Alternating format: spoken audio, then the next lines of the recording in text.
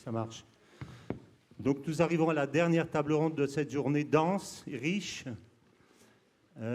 Et la dernière table ronde, c'est traditionnellement les perspectives et l'avenir. Et qu'est-ce qui va se passer demain?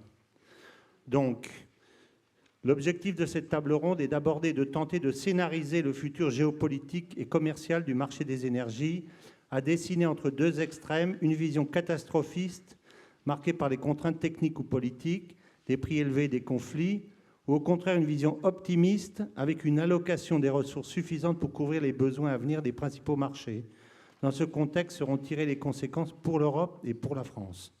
Donc, on va d'abord parler de la situation géopolitique du monde. Et pour ce faire, quoi de mieux que de vous, mon cher Fabien, qui avait sorti un livre récemment qui s'appelle « Guerre de l'énergie au cœur du nouveau conflit mondial ». Donc je vais vous demander de développer votre vision du monde, qui est, je crois comprendre, une vision conflictuelle, n'est-ce pas? Merci François, et merci à toute l'équipe de l'IHEDN de nous avoir reçus aujourd'hui pour parler de souveraineté énergétique et de défense. Je suis d'autant plus touché d'être aujourd'hui, je vais faire juste un petit préambule rapide, c'est qu'il y a 27 ans, j'ai fait à Toulon ce qui a constitué les premières sessions de formation des jeunes IHEDN. C'était la 6e Toulon, c'était donc une des premières sessions. Et cette session m'a beaucoup marqué et habité tout mon engagement citoyen. Et on peut dire, mes 3 livres, Éolienne, la face noire de la transition écologique, Nucléaire, les vérités cachées et Guerre de l'énergie au cœur du nouveau conflit mondial, doit beaucoup à l'IHEDN qui avait planté sa petite graine il y a 27 ans. Et aujourd'hui, eh bien, je restitue à l'IHEDN et à vous ce que vous m'avez donné. Et je dirais également en préalable que, en tant que citoyen, nous avons un droit sacré d'expression. C'est l'article 11 de la Déclaration des droits de l'homme. Un droit sacré, mais qui s'accompagne aussi d'un devoir sacré de s'exprimer quand il y a une atteinte grave aux grands intérêts supérieurs de la nation. Et on ne me fera pas taire lorsque certains veulent essayer d'empêcher et de bâillonner la parole libre. Donc je préviens ceux qui veulent me faire taire, ils ne me feront pas taire. Pourquoi? Parce que... Merci beaucoup. Parce que, eh bien, nous sommes arrivés à un moment de rupture et avec force, puisqu'on a utilisé beaucoup ce mot aujourd'hui, je pense qu'en réalité, la transition énergétique est morte. Et je pense que nous sommes en train de rentrer dans une disruption énergétique. Et je vais m'exprimer et m'expliquer. Tout d'abord, la politique énergétique d'un pays et de notre pays doit être basée sur plusieurs piliers. Le premier, c'est la souveraineté énergétique. Le deuxième, c'est une électricité abondante et peu chère, une énergie abondante et peu chère, et en particulier l'électricité. Ensuite, une faible mobilisation des territoires nécessaires pour cette production d'électricité. Dans les catégories du GIEC, une faible émission de CO2. Et enfin, une faible pollution. On nous vend la transition énergétique. Je rappelle que la transition énergétique est l'héritière idéologique de l'Energiewind 2, comme l'a rappelé Samuel Furfari. Or, l'Energiewind 2, il faut le marteler, est un échec retentissant, mais historique. D'abord, premièrement, en termes de souveraineté, la dépendance de l'Allemagne au gaz l'a conduit à devoir désormais utiliser du charbon, puisqu'elle ne peut plus utiliser le gaz de Vladimir Poutine. Elle doit consacrer 200 milliards d'euros pour compenser sa politique énergétique pour le coût de son électricité. En termes de mobilisation, elle installe 30 000 éoliennes sur son territoire, intermittentes, comme nous l'avons dit, qui ne permettent pas d'assurer une sécurité énergétique lorsqu'on a un besoin et un pic de consommation. En termes d'émissions de gaz à effet de serre, L'Allemagne est le mauvais élève de l'Union européenne. Et je vous incite à voir le site Electricity Map. Ces derniers mois, l'Allemagne a émis 600 grammes de CO2 par kilowattheure produit. Voilà ce qu'est l'Energiewende. Voilà ce qu'est la transition énergétique. Et enfin, l'Allemagne est le grand pollueur de l'Union européenne avec ses particules fines, tuant, selon les chiffres de l'OMS, plus de 220 000 personnes depuis la catastrophe de Fukushima. La France, de son côté, n'a pas à rougir de son bilan électrique. Elle est la meilleure élève en termes de souveraineté. En Europe, la France est le pays qui importe le moins, 45% de son énergie, là je ne parle pas de mix électrique, avec ses centrales nucléaires et ses barrages. La France est totalement souveraine sur sa production électrique. Alors bien sûr, totalement souveraine, il y a la question de l'uranium, mais le développement du nucléaire durable permet à la France d'envisager plusieurs milliers d'années de combustible sur son territoire. La France est un exemple avec 50 grammes de CO2 par kilowattheure produit. Elle n'a pas du tout à rougir. Et quand j'entends que l'Union européenne veut nous condamner à 900 millions d'euros parce que nous n'aurions pas répondu aux objectifs d'énergie intermittente. Enfin, la France est un des pays les moins pollués au monde grâce à ses centrales nucléaires. Et enfin, les 18 centrales nucléaires françaises occupent 18 km². À titre de comparaison, une centrale nucléaire, par exemple celle de Bugey, doit être compensée par 1000 éoliennes en mer mobilisant 1000 km² de territoire. Pourquoi je dis ça? Parce qu'il y a la raison qui doit l'emporter par rapport à nos gouvernants, qui disent qu'il faut, j'ai entendu, un mix nucléaire couplé aux éoliennes. J'ai même entendu un représentant de l'État dire que le nucléaire devait venir en complément des énergies intermittentes. Ben voyons. Mettre une alerte, pourquoi? Parce que ce dispositif qui a voulu imposer à la France un système énergétique incompatible avec le sien vient d'une opération de guerre économique sourcée, documentée de l'Allemagne.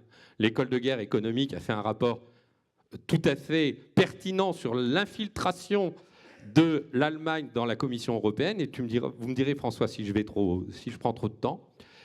L'OFATE, l'Office franco-allemand de la transition énergétique, un lobby allemand des énergies intermittentes, a été installé dans les locaux de la Direction générale de l'énergie et du climat. Nous avions tout à l'heure Sophie Mourlon.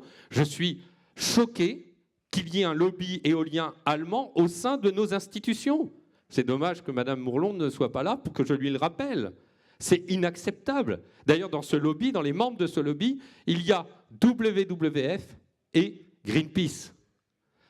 Enfin, le dernier point, l'école de guerre économique a rappelé l'importance de fondations allemandes qui agissent dans une ingérence énergétique dans notre pays. Alors, quand j'ai dévoilé ce point-là dans mon livre Nucléaire, les vérités cachées, qui n'ont pas été démentis, sur le fait que l'Allemagne menait une guerre à la France, 2 ans après, Le Monde titrait « L'Allemagne a mis en place une guerre énergétique contre le nucléaire français ». Aujourd'hui, c'est un fait établi. Il y a 2 ans, ça paraissait surprenant. Maintenant, c'est un fait établi. Eh bien, j'y suis allé plus loin avec mon livre « Guerre de l'énergie », au cœur du nouveau conflit mondial, où j'annonce, ni plus ni moins, puisque là, nous avions un conflit intra-européen, que nous sommes rentrés de plein pied dans une guerre mondiale de l'énergie, que cette guerre est la 3e guerre mondiale. Elle a sa composante militaire, elle a sa composante économique, et elle a surtout sa composante énergique, qui est l'arme, l'enjeu et l'objectif de cette guerre. Je ne sais pas si j'ai un peu de temps, mais je vais en dresser le portrait rapide. Développer. Oui, parce qu'en réalité, cette guerre européenne de l'énergie, qui se traduit dans ce conflit entre l'alliance du nucléaire portée remarquablement par Agnès Pannier-Runacher, il faut avouer, elle a obtenu récemment la reconnaissance du nucléaire comme faisant partie des électricités, des énergies prises en compte par le Parlement européen, et l'alliance des énergies intermittentes portée par l'Allemagne. En réalité, en étudiant ce conflit très fort entre ces 2 pays, on se rend compte que c'est un conflit beaucoup plus important entre les deux empires, l'empire américain et l'empire russe. Vladimir Poutine a fait de ces deux fournisseurs d'électricité, d'énergie, Gazprom d'un côté le gaz, Rosatom de l'autre côté le nucléaire, ces deux bras armés de cette guerre de l'énergie. Son pays est totalement autonome énergétiquement. En face, les États-Unis ont développé depuis 2016 le gaz de schiste et en particulier le gaz naturel liquéfié. En 2016, pour la première fois dans l'histoire des États-Unis, les États-Unis sont autonomes énergétiquement et peuvent vendre leur surplus de gaz sous la forme naturelle liquéfiée. Évidemment, avant la guerre, en 2021, le choc gazier conduit à une multiplication par 6 du prix du gaz, rendant particulièrement compétitif la distribution du gaz naturel liquéfié par les Américains. Au milieu, l'Europe dépend pour toutes ses importations d'énergie de 55% de ses fournisseurs. 45% pour la France, pays le mieux loti, 65% pour l'Allemagne, 70% pour l'Italie, l'Espagne et la Grèce. Autant vous dire que notre Europe est dans une situation de faiblesse incroyable qui a une influence terrible sur notre économie. Le sabotage de Nord Stream 1 et 2, le 26 septembre 2022, coupe le cordon ombilical entre la Russie qui avait vassalisé l'Europe via l'Allemagne et empêche la distribution du gaz vers l'Allemagne. Rappelons qu'avant-guerre, la Russie exportait, l'Europe importait 45% de son gaz de Russie. Le résultat est immédiat. Avant-guerre, nous importions pour 120 milliards d'euros de gaz, et en particulier de gaz russe. Après le sabotage et en 2022, nous avons importé 400 milliards d'euros de gaz qui, avec l'effet du merit order, du marché européen de l'électricité, conduit par le fait que la centrale à gaz est l'unité qui va fixer le coût du marché de l'électricité. L'explosion du prix du gaz fait exploser le prix de l'électricité, conduit à une inflation énergétique terrible qui a une influence sur notre économie, sur notre industrie, sur notre agroalimentaire, profitant aux États-Unis qui, de ce fait, déploient l'Inflation Reduction Act pour attirer nos industries. Nous sommes véritablement dans une guerre économique totale dans laquelle, aujourd'hui, l'Europe est dans une situation de très grande faiblesse et il est très important de résoudre cette affaire. Et ce ne sont pas avec quelques moulins à vent et quelques panneaux solaires que nous répondrons à ce souci de sécurité énergétique. Merci Fabien.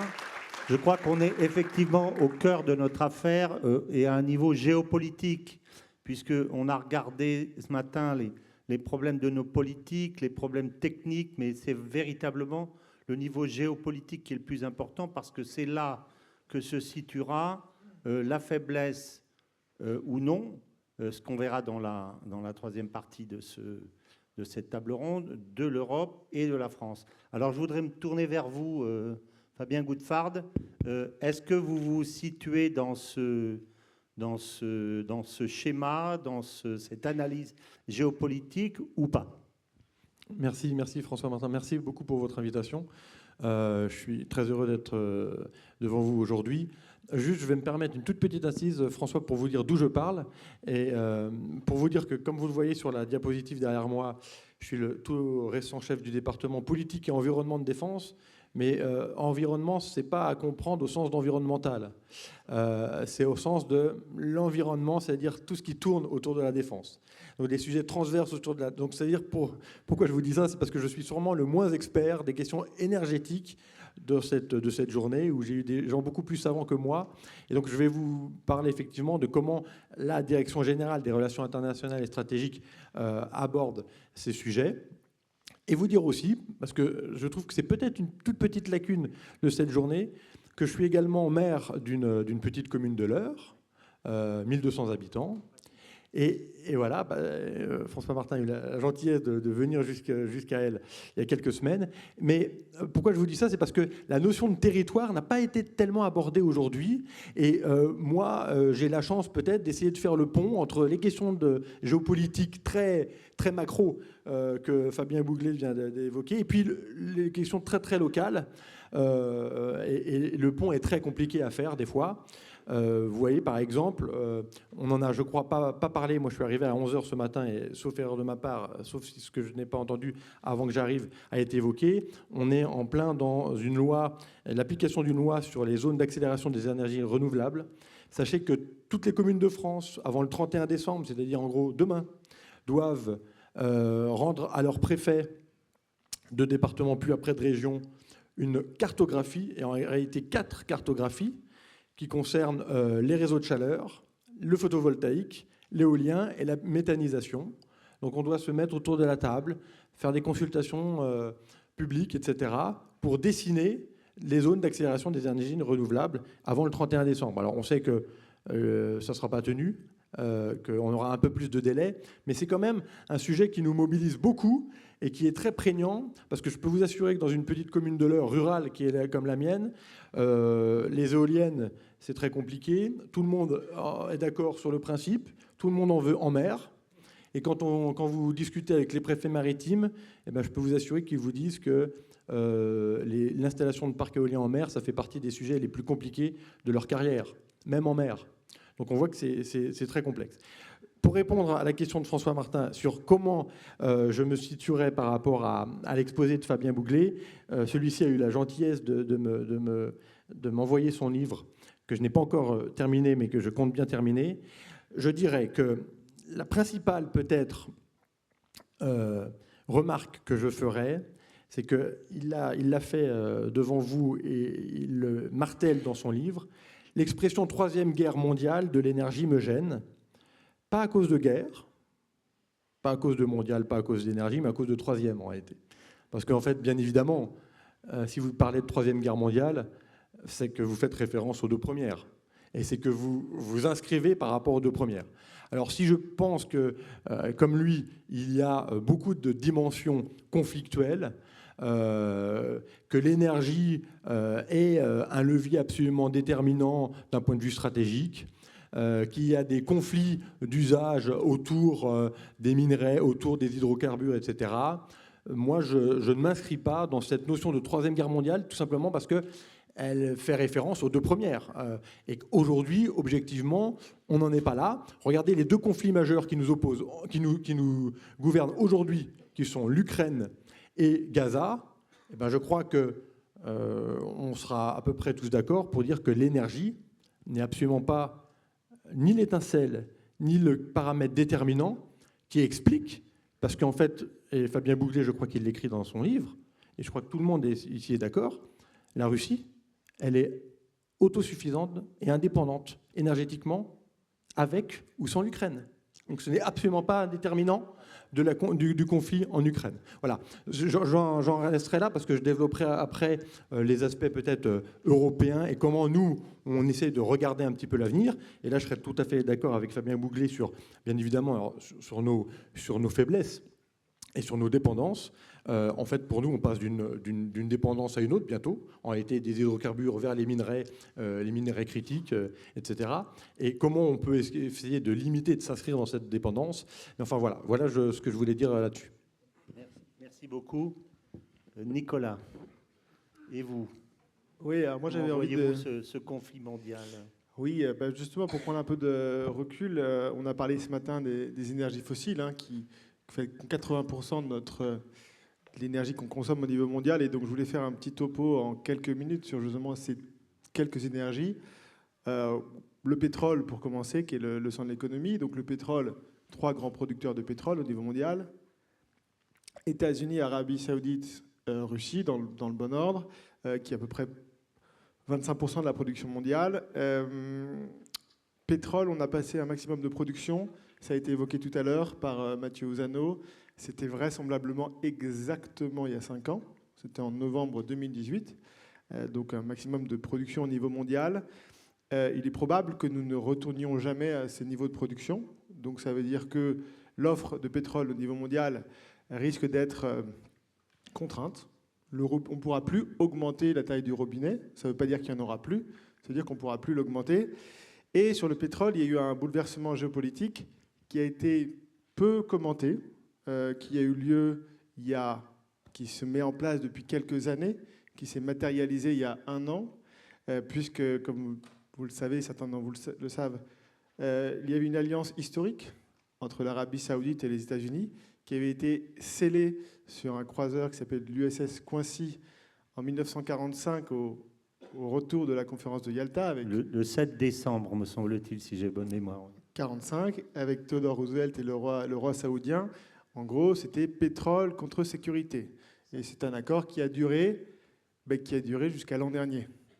Puisque l'an dernier, les Russes et les Saoudiens se sont un petit peu cherchés sur le pétrole pendant le Covid. Ils avaient du mal à se coordonner et puis ils ont trouvé un terrain d'entente pour reprendre le contrôle des marchés, pour refaire monter le prix.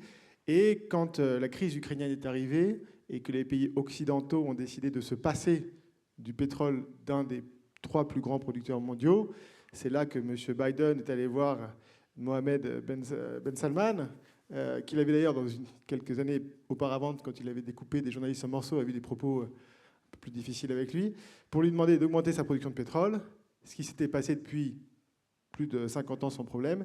Et là, la réponse de l'Arabie Saoudite a été non. Et donc, avec en plus... Il lui a dit dakhan, ça veut dire fume en arabe. Ouais. Et donc... C'est une plaisanterie. Donc ce premier non, et en plus, vous avez quand même ces pays des BRICS, qui est un acronyme créé par les Occidentaux d'ailleurs, qui ont décidé d'élargir la famille. Et donc dans un mois, au 1er janvier, vous allez avoir 2 pays qui se détestaient, ou qui se testent encore, qui sont l'Arabie Saoudite et l'Iran qui vont rejoindre les BRICS, plus les Émirats Arabes Unis, l'Argentine, et si je ne dis pas de bêtises, l'Éthiopie. Et donc ces gens-là vont contrôler 80% d'une ressource contrainte. 80% du pétrole. Donc ça, c'est quand même un très gros changement. Et qu'est-ce que ça veut dire? Ça veut dire qu'effectivement, on a une contrainte qu'on a intérêt d'anticiper. On a bien compris, et on dit souvent que la dernière goutte de pétrole sera probablement utilisée dans un Rafale, et qu'au niveau de l'armée, c'est compliqué de se passer du carburant. Eh bien, on va quand même essayer de voir justement s'en passer quand on peut le faire, pour peut-être d'ailleurs le laisser en disposition de l'armée. Et donc, typiquement, ça peut être, alors on en verra peut-être un peu tout à l'heure, mais dans le transport du quotidien. Pétrole, l'énergie, je voulais parler du gaz aussi rapidement. Le gaz... J'allais vous poser la question, parce que quand vous dites qu'on a passé le pic, c'est sûr que quand on ne cherche pas, on ne trouve pas. Donc, si on ne cherche pas de pétrole, on a forcément le pic. Alors, ma question, c'était, est-ce que par hasard, on cherche moins de pétrole parce que justement, il y a le gaz qui est plus pratique, je dirais? Ça fait longtemps, le pic des découvertes a eu lieu il y a 40 ans. En fait, ça fait longtemps qu'on en trouve moins, parce qu'il est plus difficile, et qu'en fait, qu'est-ce que c'est le pic pétrolier, pour le dire en 30 secondes? C'est le moment où, je rappelle, c'est le moment où le coût d'extraction, on va le chercher de plus en plus loin, dépasse la capacité de payer des personnes. D'accord? Donc le pétrole, je rappelle, c'est moins cher que ce qu'il y a dans cette bouteille. Hein, 1 litre de pétrole, c'est moins cher que de l'eau minérale. Et sauf que les gens, ils peuvent pas payer plus d'énergie, c'est fini. Les gens ne peuvent pas payer plus en gros, $100. Donc en fait, on va chercher le pétrole qui coûte $100. Dès qu'on fasse 110, 120 le baril, eh bien, on commence à détruire de la demande. Donc on va aller chercher tout le pétrole qui existe et qu'on peut aller chercher. Et je peux même vous accorder un $150. Mais on n'ira pas plus loin, c'est tout. Donc du pétrole, oui, il y en a des quantités illimitées. Je rappelle d'ailleurs que c'est bio, c'est renouvelable et c'est gratuit. Mais il faut aller le chercher. Il faut payer des gens pour aller le chercher, comme le solaire et l'éolien. Et donc, on va avoir cette contrainte qui va arriver. Ce qui n'est pas le cas sur le gaz.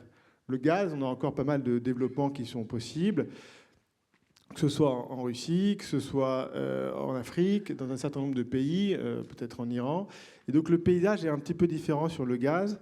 On a quand même toujours des grands producteurs. On retrouve les États-Unis, on retrouve la Russie, on retrouve là le Qatar, qui a un rôle très important. On va retrouver l'Australie, qui sont les principaux producteurs. Mais le problème qu'on a sur le gaz, c'est qu'on a beaucoup de concurrents, puisque le gaz, c'était l'énergie, ça l'est toujours, de la transition énergétique. Pas que pour mettre avec des éoliennes comme en Allemagne ou même au Royaume-Uni, puisqu'ils ont supprimé le charbon remplacé par du gaz, du nucléaire et des éoliennes, mais aussi pour remplacer le charbon. La baisse des émissions de CO2 dans les pays émergents, ou la moindre augmentation, c'est parce qu'on remplaçait du charbon par du gaz. Si Donald Trump est l'un des Américains qui a fait le plus baisser les émissions de CO2, c'est parce qu'il a simplement, malgré lui, remplacé du charbon dans la production d'électricité par du gaz. Et là, on a une crise où on décide, nous, en Europe, de se passer... Alors, on ne l'a pas décidé, parce que je rappelle qu'il n'y a aucune sanction sur le gaz russe, sur lequel, d'ailleurs, nous avons augmenté nos importations liquéfiées. Mais on a une vraie contrainte de prix sur le gaz. Et la situation dans laquelle on pourra parler tout à l'heure, et on a parlé tout à l'heure avec monsieur sur l'industrie, c'est qu'on avait un gaz qui était 2 fois plus cher qu'aux États-Unis. Désormais, il est 4 fois plus cher. Et le gaz, c'est l'énergie de quoi? Quand vous faites des batteries de voitures électriques, par exemple, vous ne les faites pas avec des panneaux solaires. Vous les faites avec du gaz. Et donc, sans gaz, et en gros, coincé, je vais finir là-dessus, on est en gros en Europe coincé entre 2 mastodontes. La Chine et les États-Unis, qui chacun de leur côté ont sécurisé leur... Ils ne sont pas forcément... les États-Unis maîtrisent, ils sont indépendants énergétiquement. Ce n'est pas le cas de la Chine, mais elle a sécurisé ses approvisionnements. Elle a géré ses dépendances. Et nous, c'est là qu'on décide, un peu contraint et forcé, de couper, comme le disait Fabien, le cordon ombilical avec la Russie, c'est-à-dire l'accès aux matières premières et à l'énergie bon marché. Et donc, on se retrouve tout seul. Et là où, finalement, je peux rejoindre Fabien sur l'expression de la Troisième Guerre mondiale, c'est qu'il y a un risque de disparition de l'Europe. Et c'est de ça dont on parle. Et ce qui était le cas, vraisemblablement, dans la première et la seconde. Donc, il y a quand même un risque qu'on se fasse écraser entre ces 2 superpuissances, qui ne se privent pas, d'ailleurs, pour mettre un certain nombre de règles qui sont totalement contradictoires avec l'OMC, que nous sommes les seuls à respecter. Merci Nicolas. Donc on voit bien qu'en fait c'est un peu, je dirais, le fil rouge de cette journée. On se trouve en train d'essayer de faire une synthèse dans un domaine qui est très complexe, qui est en même temps extrêmement sensible, qui est en même temps absolument essentiel et stratégique, puisque plusieurs personnes ont rappelé que sans énergie souveraine, abondante et bon marché, il n'y a pas de nation, il n'y a même pas de civilisation. Donc, c'est aussi important de sécuriser son énergie que de sécuriser ses frontières ou sa défense contre les ennemis. C'est un domaine absolument fondamental. Or, aujourd'hui, on se trouve confronté avec plusieurs logiques qui s'entrechoquent.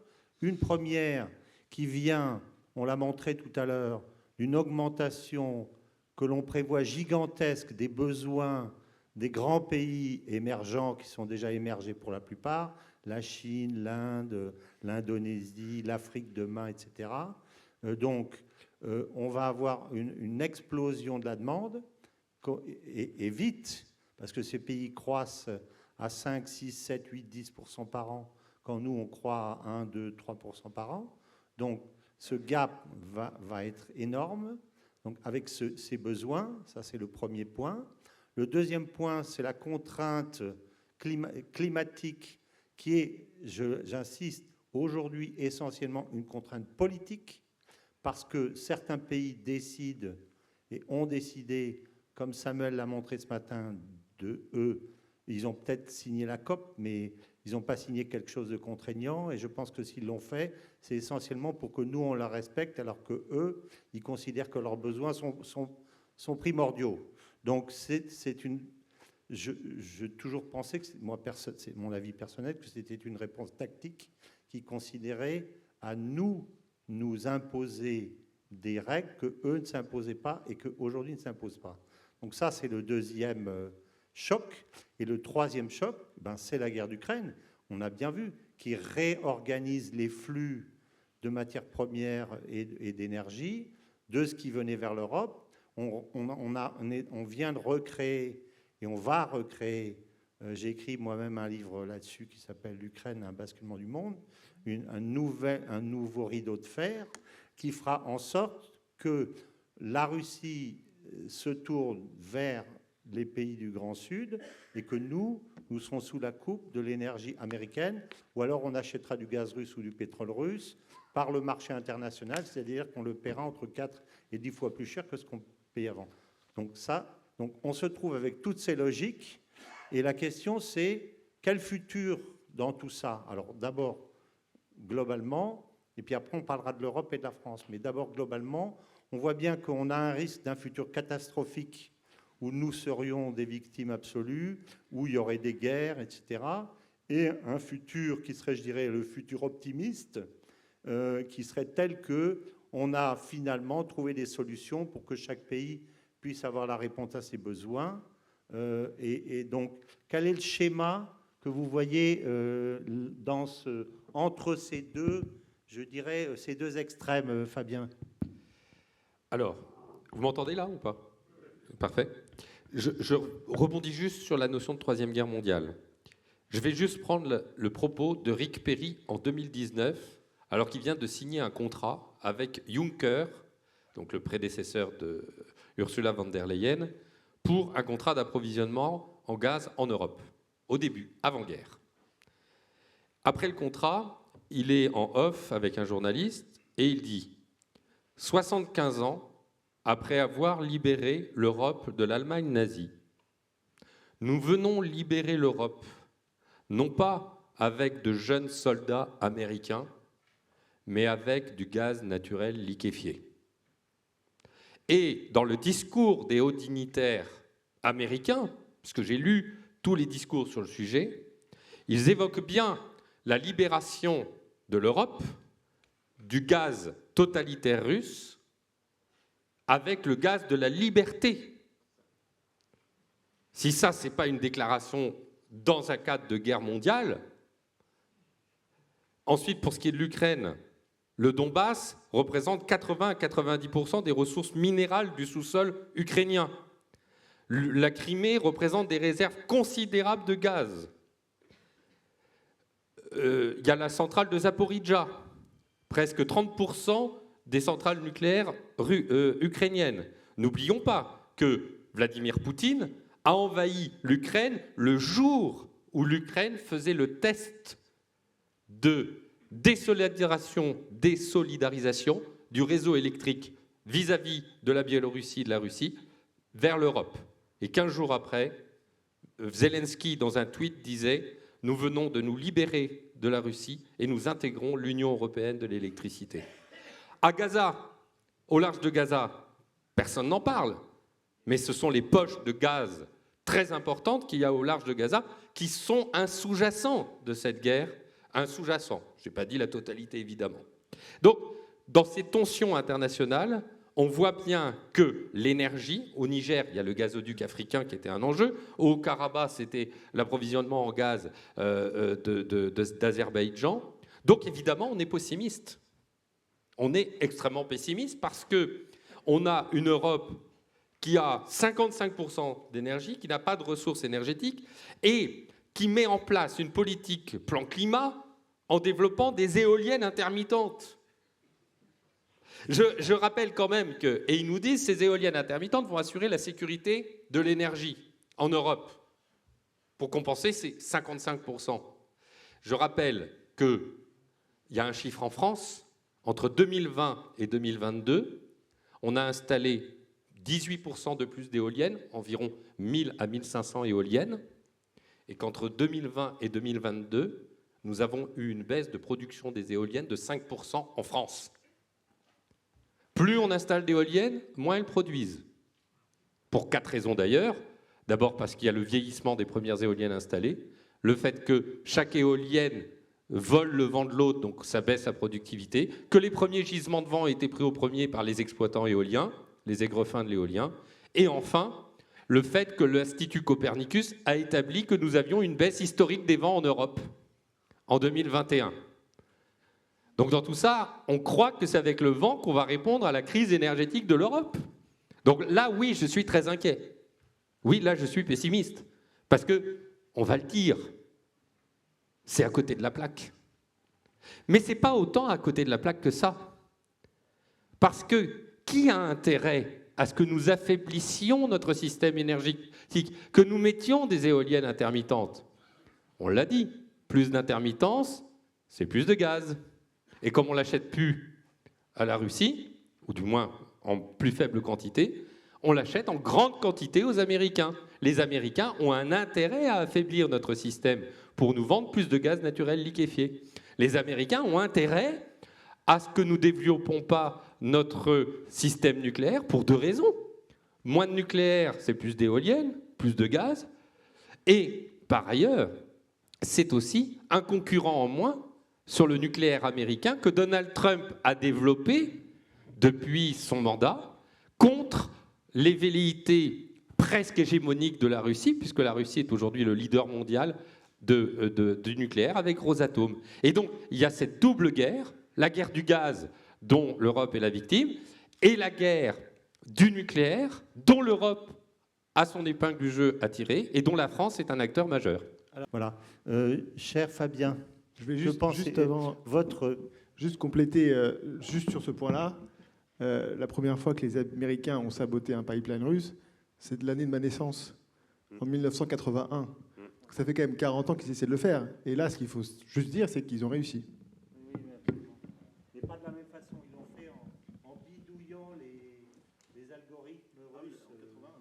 Ils ont traficoté les algorithmes, ils les ont fait faire. En fait, ce sont les Russes qui ont fait une erreur. Ce sont les Russes qui ont fait une erreur suite au fait que Mitterrand avait donné aux Américains, avait retourné les réseaux. Voilà, c'est ça. Donc ils ont intoxiqué. Et en fait, ce sont les Russes qui ont fait exploser leur propre pipeline. Voilà, je juge, je corrige ça. Cher Fabien, excusez-moi. Oui, non, je vous en prie. Élaborer une approche stratégique des enjeux d'autonomie, de sécurisation, de souveraineté énergétique suppose bien évidemment, on l'a dit, à veiller sur l'origine des flux d'approvisionnement énergétique, d'être capable de les sécuriser physiquement, et bien évidemment les armées ont un rôle absolument à jouer. Et d'ailleurs, je vous invite à réfléchir, il y a beaucoup de débats sur notre stratégie en Afrique, sur notre positionnement en Afrique. Vous avez ce qu'on appelle les points d'appui, concrètement les bases permanentes, je pense en Côte d'Ivoire, au Gabon, à Djibouti, etc.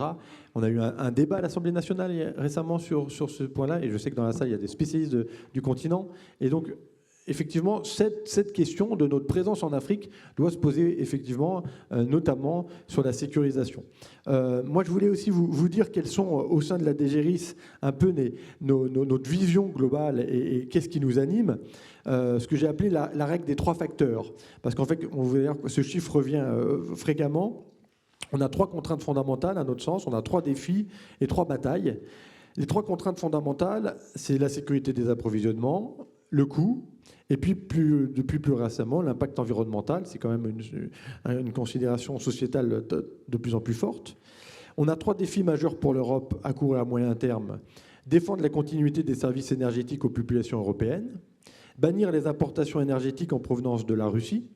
Et alors là, effectivement, ça peut être un débat, parce que je le sens bien à travers cette journée, mais il faut bien que vous compreniez que la politique de défense de la France, moi je suis dans un bureau, vous le voyez, qui coordonne, quand c'est l'époque, la revue nationale stratégique, les livres blancs, la loi de programmation militaire, un peu moins, mais ce qu'on appelle la politique de défense de la France. La politique de défense de la France, ce n'est pas la politique énergétique de la France. On ne se pose pas la question, parce que sinon on se tire une balle dans le pied tout de suite si on arrête effectivement le commerce avec la Russie, on est tous d'accord. Et si c'était la politique énergétique de la France, la politique de défense, eh ben on n'arrêterait surtout pas de commercer avec la Russie, parce que là, c'est sûr, ça nous handicape. Mais nous, on s'intéresse plus globalement à savoir, par exemple, quel est le coût d'une victoire stratégique russe en Ukraine. Et vous imaginez bien que ce n'est pas seulement une question énergétique. Donc je vous le dis parce que c'est quand même important. Donc, dans les défis, il y a bannir les importations énergétiques en provenance de Russie. Et puis, il y a tenir ses engagements climatiques pris dans le cadre de l'accord de Paris. Je comprends que ça peut aussi être un sujet de débat. Et les 3 grandes batailles, diversifier l'origine géographique de ses approvisionnements, décarboner son bouquet énergétique et diminuer sa consommation d'énergie grâce à des mesures d'efficience et de sobriété. Et je voudrais juste essayer d'évoquer devant vous les implications géostratégiques d'un scénario à l'horizon, par exemple, 2050, où l'Union européenne réduirait drastiquement sa consommation d'énergie fossile, sans arriver pour autant à zéro, on l'a vu, dans un monde qui en consomme, on va dire tendanciellement, au moins autant d'énergie fossile, si ce n'est plus. Notre premier constat fondamental, c'est que, et ça je crois que c'était une notion qu'on n'a pas encore entendue, et je pense qu'elle est très importante dans un avenir proche, c'est que la baisse de la consommation d'énergie fossile de l'UE réduira ce qu'on appelle son pouvoir de marché dans ses négociations d'achat avec les fournisseurs. En fait, paradoxalement, l'Union européenne pourrait être face à ce paradoxe qui est qu'elle consommera moins de pétrole et de gaz, et pour autant, elle pourra avoir davantage de difficultés pour sécuriser ses approvisionnements avec des contrats, notamment à long terme. Je peux vous donner 2 exemples récents. En 2022, en novembre 2022, il y a Qatar Energy et Sinopec qui ont signé un contrat d'approvisionnement de 4 millions de tonnes annuelles sur 27 ans, présenté comme le contrat ayant la plus longue durée jamais conclue dans l'industrie. Quelques mois après, en juin 2023, Qatar Energy a signé de nouveau un contrat d'approvisionnement, cette fois avec la CNPC, sur 27 ans. Donc le 2e contrat de longue durée avec Pékin en moins d'1 an. Et dans le cadre de cet accord, le Qatar fournira à la Chine 4 millions de tonnes de GNL. Et donc on voit la difficulté, vous l'avez très bien dit, on est situé entre 2 géants, effectivement, et notre difficulté de pouvoir nous immiscer avec ce reliquat d'énergie fossile qu'on aura quand même besoin dans les années à venir, alors qu'on aura un pouvoir de marché. On sera un peu plus un nain, on va dire, en termes de demande par rapport à ces géants. Et donc, dans ce contexte-là, on voit bien qu'on a effectivement des alliances qui se remodèlent, notamment l'Amérique du Nord risque de jouer un rôle clé dans la sécurité des approvisionnements de l'Union européenne. Elle le fait maintenant, mais encore plus dans l'avenir. On a appelé ça le Freedom Gas. Les États-Unis appellent ça le Freedom Gas avec la guerre en Ukraine. Et on voit que les USA représentent plus de 15 milliards de mètres cubes de GNL pour l'Union européenne ces derniers temps. Donc voilà, on a ces choses-là. Je pourrais vous parler aussi de l'impact du GNL et peut-être un petit mot sur le GNL, parce que c'est toujours intéressant. Il faut que vous sachiez qu'à cause de la guerre en Russie, on a actuellement 12% des sources d'approvisionnement de l'Union européenne qui sont pour l'heure non identifiées en 2025. On a 25% qui est non identifié, c'est-à-dire qu'à ce jour, on ne sait pas quelles seront nos sources d'énergie de GNL, de gaz, à l'horizon 2030. Et cette non-identification se monte à 50% à l'horizon 2035. Et ces chiffres-là, ils sont pris alors que nos contrats gaziers avec la Russie seraient respectés. C'est-à-dire que cette non-identification de nos sources à l'horizon 2035 ou au-delà explose encore plus si bien évidemment il y a une rupture des contrats avec la Russie. Donc on voit effectivement la difficulté que l'Europe peut connaître. Oui, on parlait un peu des deux scénarios, perspectives, voilà, scénarios, futurs, etc. Alors on a parlé un peu de climat. On a aussi dit ce matin qu'on avait le droit de tout se dire, donc on va être franc. Moi, j'ai un scénario sur le climat qui est qu'il ne va rien se passer. Il ne va rien se passer sur le climat. Enfin, les émissions vont continuer d'augmenter. Aujourd'hui, vous avez, ou dans quelques jours, la conférence, la COP, la 28e du nom, sachant que les 27 premières n'ont eu aucun impact sur les émissions de CO2, puisque le maximum était l'an dernier. Alors, il se trouve qu'ils vont faire quand même quelque chose d'intéressant, c'est qu'ils vont faire du recyclage, puisque la semaine dernière, il y avait le plus grand salon mondial de l'aéronautique. Donc, ils vont pouvoir au moins recycler les petits fours. Il faut savoir qu'à la COP, il y aura quand même 70 000 personnes. Hein, et ils habitent pas tous à Dubaï, a priori. Donc, il y a ces grandes messes qui, pour moi, sont totalement inutiles. Et en fait, si vous voulez, cette coupe du cordon ombilical a condamné le climat. Parce qu'est-ce qu'elle a fait? Elle a coupé l'approvisionnement russe de l'Europe, même s'il reste des tuyaux. Il reste un tuyau sur Nord Stream, il reste le tuyau de Yamal qui passe par la Pologne et l'Allemagne, il reste le seul tuyau qui marche, c'est celui qui est en Ukraine d'ailleurs, qui fonctionne très bien. Je ne sais pas comment, et d'ailleurs la Russie paye l'Ukraine, mais en tout cas celui-là marche bien. En fait, en faisant ça, on a augmenté le coût du gaz pour l'Europe, et le gaz c'est crucial pour pouvoir faire baisser sa consommation de charbon, couplée avec de l'énergie renouvelable intermittente. Mais sauf que qu'est-ce qui se passe ailleurs? Ailleurs, ils ne peuvent plus payer le gaz. Au Bangladesh, au Pakistan, en Inde, en Indonésie, en Chine, en Afrique. Et donc, tous ces pays-là, la consommation de charbon est en train d'exploser dans le monde entier. Et donc, nous, Européens, pour avoir une bonne conscience, de faire un peu baisser nos émissions de CO2, en fait, on fait exploser le climat partout ailleurs.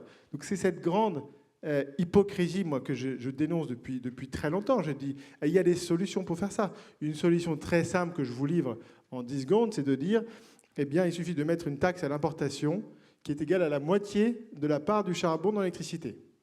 Tu utilises 80% de charbon, je te mets une taxe de 40%. On fait ça au niveau mondial, le problème est réglé. Le problème est réglé. Du climat, en tout cas.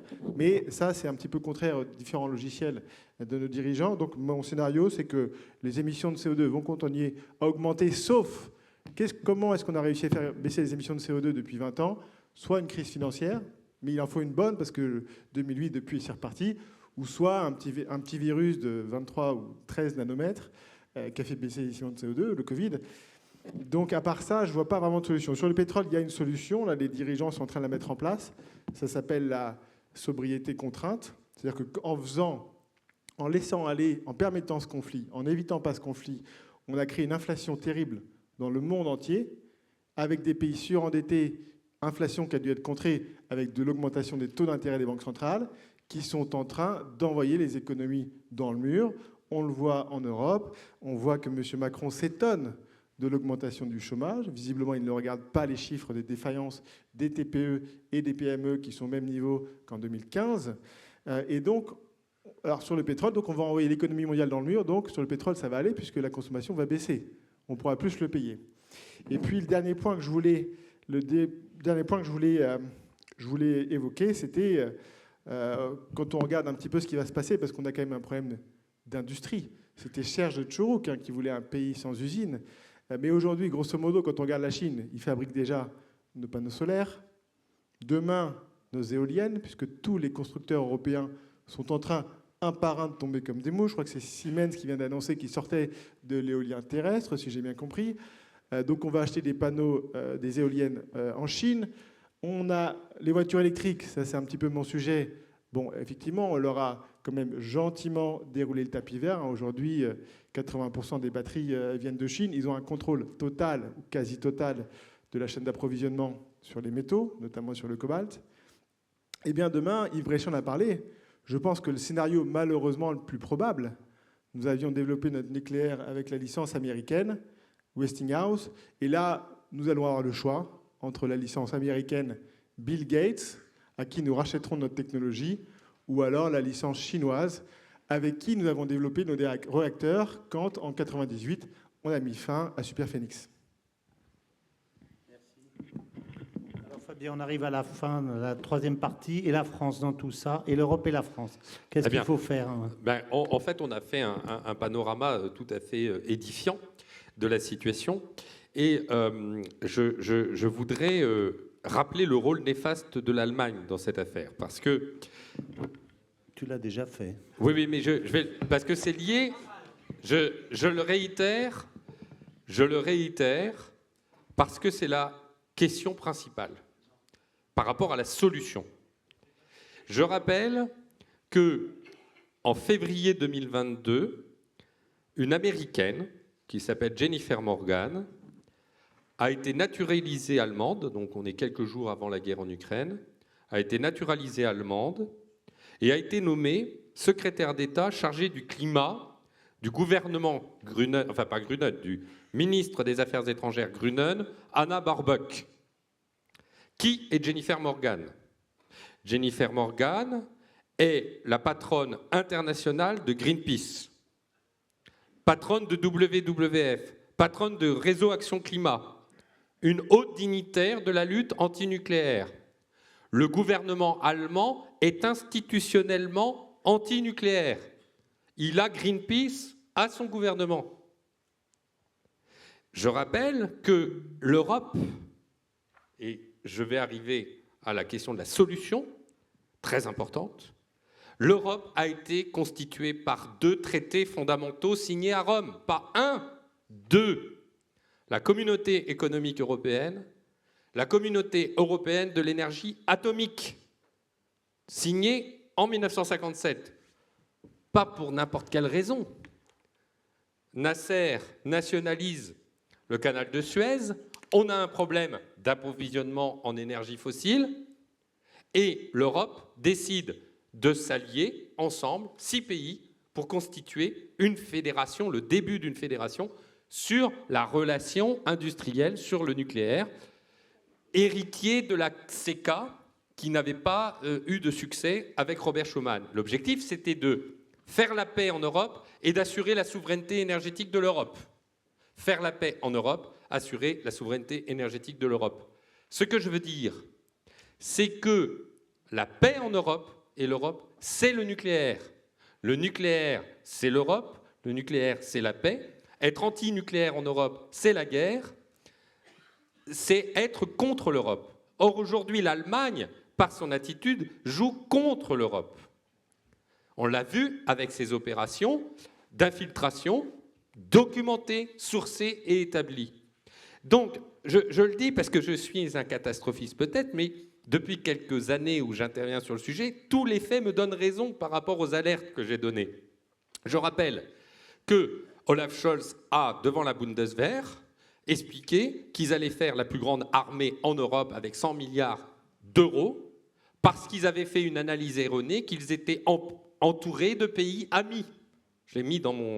J'ai pris le communiqué de la Bundeswehr au moment où il a fait sa conférence.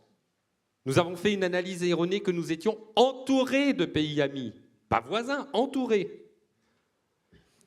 Donc, on le voit en réalité, l'Allemagne, avec son alliance antinucléaire, met des bâtons dans les roues et impose à la France des cailloux dans la chaussure du nucléaire français en lui imposant un complément avec les énergies renouvelables.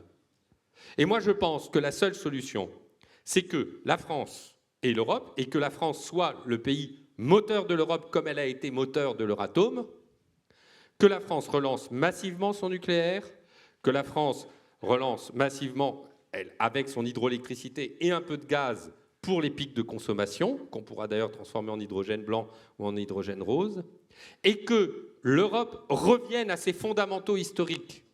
Et je propose, moi, un plan nucléaire européen, j'appelle ça le PNE, qui est la synthèse entre la réécriture du traité Euratom, avec tous les pays de l'Union européenne qui veulent participer à ce grand défi industriel de relocalisation des emplois, de souveraineté énergétique en Europe, et du plan Messmer français. La France, avec son plan Messmer, il y a 50 ans, a assuré sa souveraineté énergétique. Nous n'avons pas eu une seule catastrophe. 50 ans. Eh bien, faisons cette synthèse en Europe. Un plan Messmer européen, un grand plan nucléaire européen ambitieux pour assurer cette souveraineté énergétique et surtout diminuer cette part d'importation d'énergie. Merci.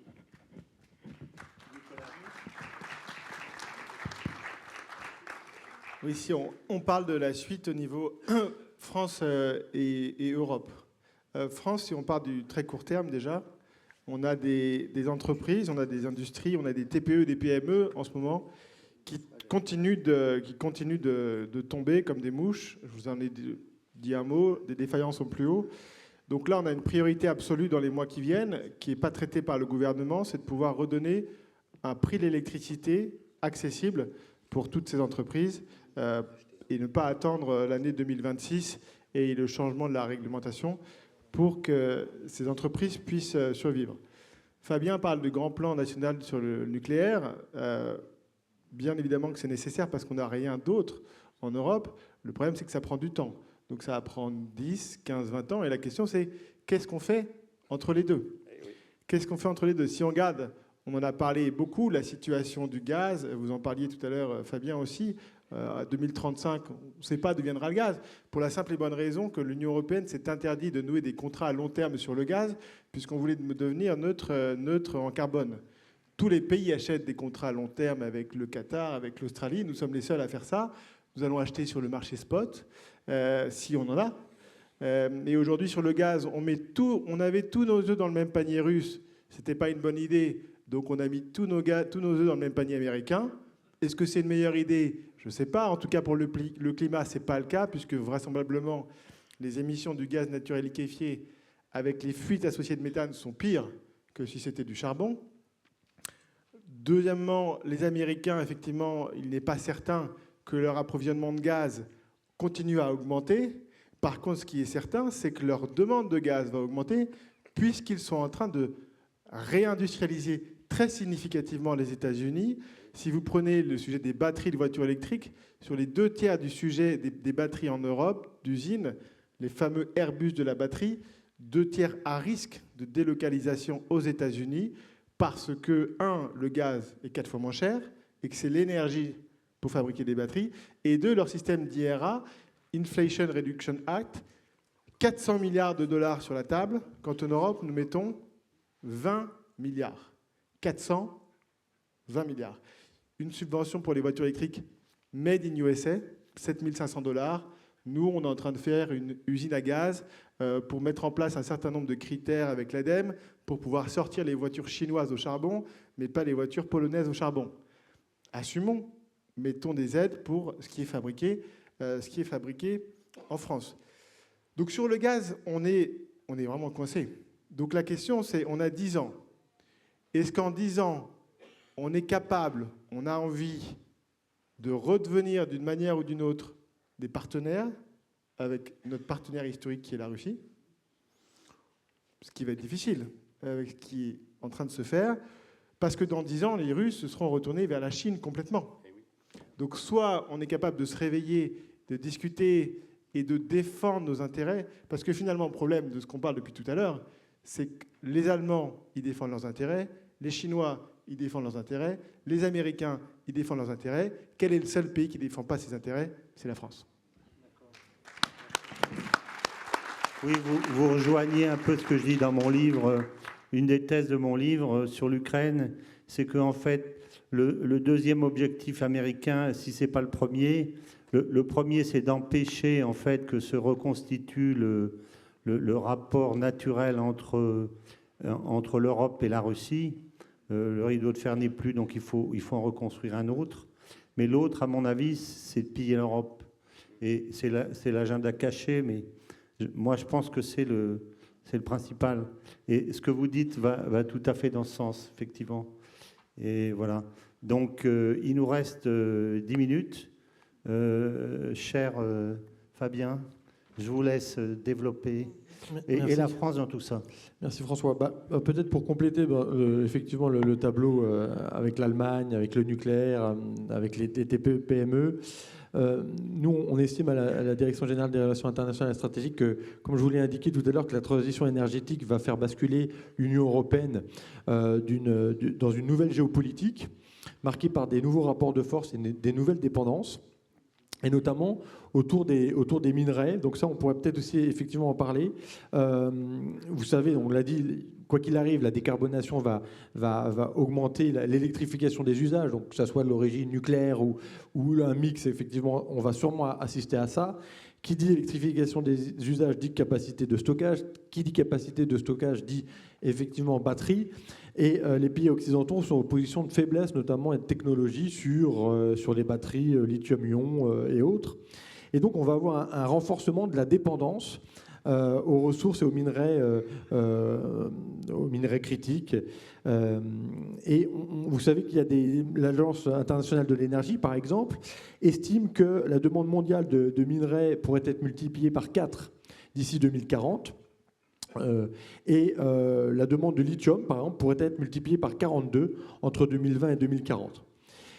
On peut rappeler à cet égard qu'il existe un facteur 6 entre les ressources minérales mobilisées par mégawattheure installées dans une centrale à charbon et dans une éolienne offshore. Donc, pas du tout que je sois pour le charbon, mais vous voyez la dépendance en termes de minerais pour la production d'un mégawatt qui est absolument importante. Et donc, nous allons devoir, aussi, ça c'est un axe de réflexion, devoir éventuellement en Europe et en France, davantage avoir recours à des ressources minérales. Et donc, on peut s'attendre à des conflits d'usage, d'où la réflexion est effectivement notamment conduite par Philippe Varin, vous le savez, dans son rapport, la réflexion d'ouvrir de nouvelles mines qui nous rendraient moins dépendantes de l'étranger sur ces minerais. Alors, je vous parlais tout à l'heure, je remets ma casquette d'élu local, je vous parlais tout à l'heure de la difficulté de mettre des mâts d'éoliennes. Imaginez la difficulté de réouvrir ou d'ouvrir des mines dans nos territoires, c'est extrêmement complexe. Et peut-être un dernier mot de mon côté sur le nucléaire, parce que là où je serais peut-être moins pessimiste ou moins noir que Fabien Bouglet et Nicolas Mélan sur le nucléaire, c'est qu'on a quand même un discours de Belfort du 10 février 2022 qui affirme la relance de l'atome. Alors, c'est peut-être un virage, mais ça a rendu obsolète la programmation pluriannuelle de l'énergie qui est encore en vigueur. Je vous rappelle que ça relance quand même, ça prolonge le parc nucléaire actuel au-delà de 50 ans, voire de 60 ans. Il n'y a plus de fermeture des 14 réacteurs avant leur fin de vie.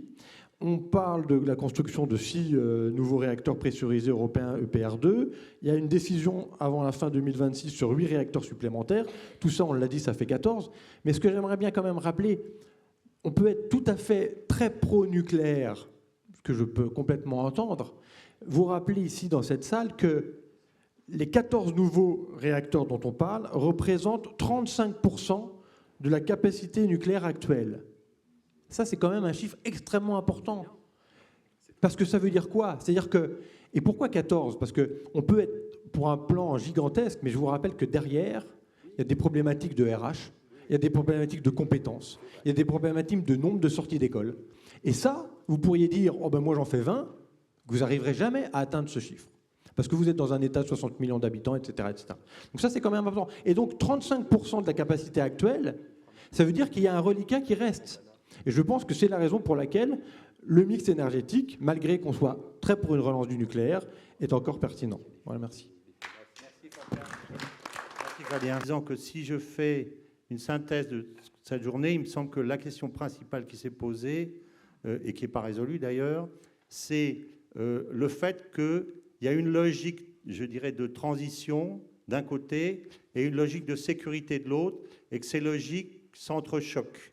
Et on ne sait pas qu'est-ce qu'on doit choisir. Or, je pense que la guerre d'Ukraine a fait totalement changer les paradigmes, et qu'au départ, on était dans un paradigme de mondialisation où on allait chercher nos appros loin, etc., avec des chaînes de valeur, et qu'on est rentré brutalement dans un autre monde qui est un monde de démondialisation où chacun pense à la sécurité. Donc je pense que le paradigme d'hier, c'était la transition, et le paradigme de demain, c'est la sécurité. Alors combien de temps on mettra à mettre en œuvre effectivement le paradigme de sécurité, je ne sais pas, mais je pense, moi, et je pense que c'est un des aspects très intéressants de cette conférence d'aujourd'hui, c'est qu'en fait, nous nous rendons compte que nous venons de changer de monde. Voilà ce que je dirais. Voilà, merci messieurs. Cher Henri Poroglio, je vous laisse avec grand plaisir la parole.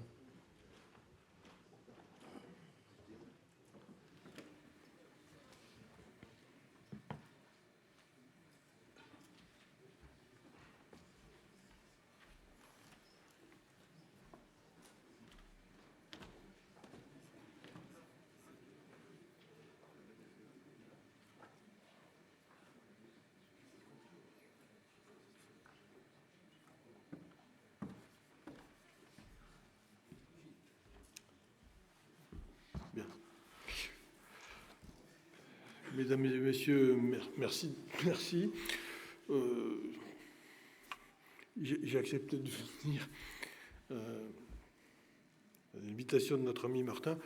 Je retrouve des amis proches au premier rang pour vous parler, mais j'ai l'impression de redire des choses que j'ai déjà dites et qui ont eu un certain, je dirais, qui ont remué un peu les esprits à l'Assemblée nationale quand j'ai été convoqué. Je ne suis pas très médiatique, pour être franc. Je ne suis pas non plus très diplomate. Voilà les deux caractéristiques. Donc je préfère ne pas m'exprimer dans les médias. Et j'ai refusé toutes les interventions qui m'étaient suggérées. Le problème, c'est qu'on m'a convoqué devant la commission d'enquête de l'Assemblée nationale à la suite de la crise énergétique de l'année 2022. Et quand on est convoqué, on est obligé de déférer la convocation et on jure de dire la vérité. Pour éviter le parjure, j'ai dit ce que je pensais. Voilà.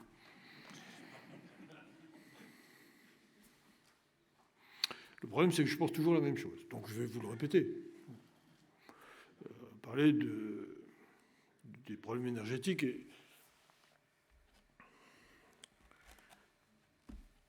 et de l'indépendance énergétique du pays, enfin en tout cas de sa souveraineté énergétique.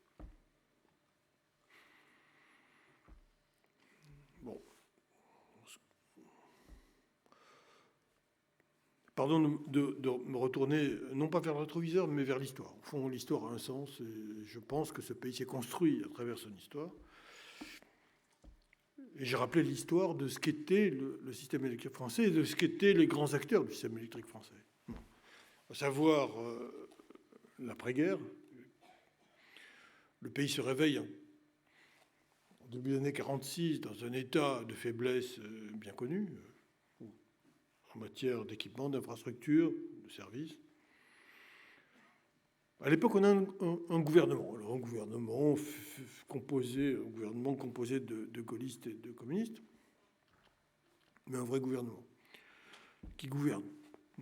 On n'en a plus l'habitude. Et qui, au fond, regardant les perspectives et les besoins du pays, se dit il faut que je prenne des orientations et que j'ai une vision stratégique de ce que doit devenir ce pays et de ses besoins. En matière d'énergie, ce pays, il a très peu de ressources naturelles. Il n'a pas de pétrole, pratiquement pas de gaz. Il a beaucoup moins de charbon que certains de ses voisins. Et par conséquent, il est conduit à être totalement dépendant en matière énergétique de ses approvisionnements. La décision est donc prise à ce moment-là, en matière d'électricité en tout cas, de se donner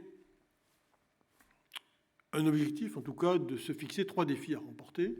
Le défi de l'indépendance énergétique de ce pays, le défi de la compétitivité, et le défi, parce que ça résultait de demande exprimée par la partie communiste du gouvernement, d'un contrat de service public, on l'appelait comme ça. Moi, j'ai passé ma vie dans le service public, dans le service public de l'eau et autres, dans ce qui s'appelait la Générale des Eaux, devenue Veolia, donc dans le privé, mais délégataire de service public. Et puis ensuite, j'ai été appelé à diriger EDF. J'ai une certaine vision de ce qu'est le service public, qui a aujourd'hui, qui fait figure de gros mots, au fond. Dès qu'on parle de service public, c'est soit pour dire qu'il a disparu, soit pour dire qu'il ne sert à rien. Et à l'époque, on avait un sentiment de l'utilité du service public. Très bien. 3 défis. Bon. Extrêmement difficile à tenir, parce que c'est vrai que la France de l'époque se disait que ce serait très difficile à obtenir.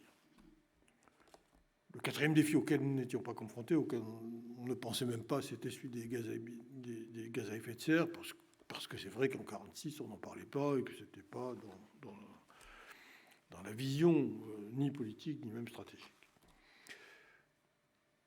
À la fin du XXe siècle, début du XXIe siècle, la France exporte son énergie électrique, partie de son énergie électrique, donc non seulement est autosuffisante, mais exportatrice, a le prix le moins cher d'Europe, 2,5 fois moins cher que l'Allemagne, a un contrat de service public qui, je vous le rappelle, se définit un peu comme suit, c'est tout Français doit avoir accès au service public de l'électricité en volume suffisant, au même tarif, quel que soit le lieu de résidence, quelle que soit la classe sociale. Et ce contrat de service public apparaît comme une référence absolue dans le monde. Pour avoir fréquenté pas mal de pays dans le monde, je peux vous dire que nous étions la référence en matière de système électrique, la référence en matière de nucléaire, la référence en matière de service public d'électricité. Et on avait remporté le 4e défi sans le savoir, celui des émissions de gaz à effet de serre, car nous sommes le pays du monde qui émet le moins de gaz à effet de serre en matière de production d'électricité. Ce qui est d'ailleurs un des atouts de la France dans ce secteur. Et qui fait de la France un pays vertueux en matière de gaz à effet de serre, c'est l'électricité. Puisqu'on avait coché toutes les cases, puisqu'on avait tout réussi, il n'y avait plus qu'à tout détruire, et ça, on a mis beaucoup moins de temps que pour tout construire. Ça a été fait de manière très efficace. Alors, grâce à qui, au fond, la question a été posée, et j'ai répondu à l'Assemblée nationale, puisque la question m'a été posée, à l'Europe et au gouvernement français. L'Europe allemande et le gouvernement français. L'Europe est devenue allemande le jour où les Britanniques l'ont quitté. Bon, Ça, c'est clair. Donc aujourd'hui, la puissance allemande au sein des instances européennes l'emporte sur toute autre considération.